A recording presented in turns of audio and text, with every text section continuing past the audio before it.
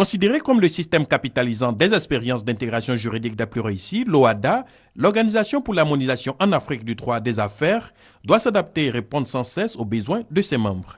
La réunion du Conseil des ministres, organe politique après la conférence des chefs d'État et de gouvernement, joue un rôle capital. Il sera question, à l'occasion de la rencontre de Yamoussoukro, d'essayer donc de remettre notre organisation sur la bonne voie et de régler les différends.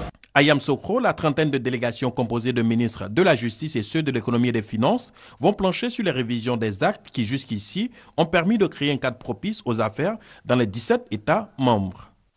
Nous avons suggéré en tant que président du Conseil des ministres de l'OHADA qu'il y ait les états généraux de l'OHADA. 21 ans après, qu'est-ce qu'on fait? Est-ce que notre organisation est performante? Est-ce que la structuration que nous avons aujourd'hui permet d'être efficace dans l'action?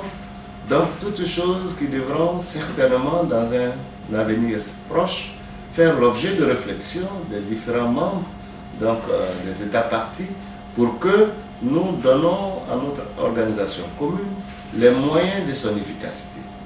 Depuis sa création en 1993, que de chemin parcouru par l'organisation. Si cette structure n'existait pas à ce jour, vous imaginez bien qu'un avocat qui part de Brazzaville au Congo pour venir plaider en Côte d'Ivoire en matière de droit des affaires dans une cause serait obligé à la veille de lire le code ivoirien avant de pouvoir venir plaider.